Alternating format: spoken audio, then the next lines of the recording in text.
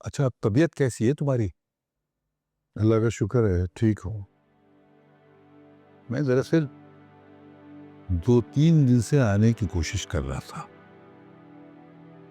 जब से रज़ा की दूसरी शादी के बारे में मालूम हुआ है, दिल बड़ा परेशान है।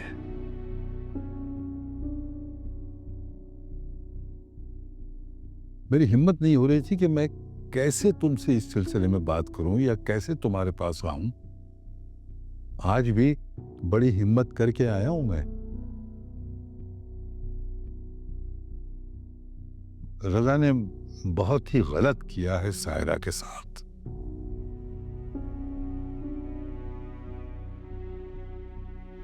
लेकिन हम तो लड़की वाले हैं ना, हम क्या कर सकते हैं?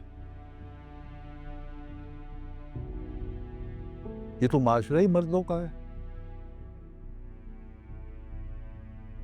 मर्द चाहे एक छोड़ 4 शादियां कर ले, कोई कुछ नहीं कहेगा।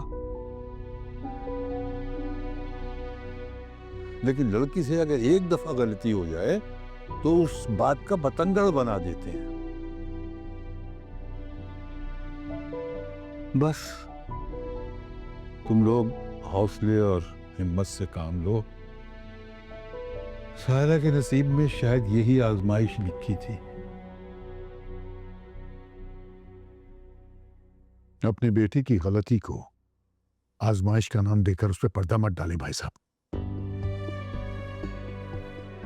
सारा के साथ जो कुछ हुआ, उसके जिम्मेदार सिर्फ और सिर्फ शमीम है। उसने जानते बूझते हुए मेरी बेटी को इस आजमाइश में धकेला। मुनव्वर, कैसी बातें कर रहे हो? शमीम ने तो एक भलाई की है रिश्ता करवा के। लेकिन अगर सायरा के नसीब में ही शौहर की बेवफाई लिखी थी तो इसमें शमीम का क्या कसूर है? कसूर है भाई साहब, बिल्कुल कसूर है। आपकी बेटी उस खानदान को बहुत अच्छी तरह जानती थी, लेकिन फिर भी उसने सायरा का वहां रिश्ता करवाया। रज़ा के अफेयर के बारे में जानते हुए भी उसने अपना मुंह बंद रखा, किसी से कुछ नहीं कहा। और आप कहते हैं कि उसका कसूर नहीं है?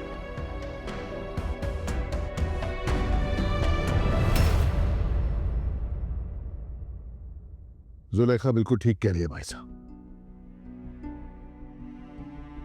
सायरा के साथ जो कुछ भी हुआ, उसकी कसूरवार सिर्फ और सिर्फ शमीम है, और उसके बाद आप। आपने शमीम की हाँ में हाँ मिलाकर उसका दिमाग इतना खराब कर दिया, वो किसी को कुछ समझती नहीं। वो समझती है कि जो कुछ कर रही है वो ठीक है। किसी को कोई हक ही नहीं उससे सवाल करने का। उसकी वजह से सिर्फ सायरा की जिंदगी बर्बाद नहीं हुई, उसके रवैये, उसकी सोच की वजह से कशिफ की जिंदगी में भी मुश्किलात पैदा हो रही है।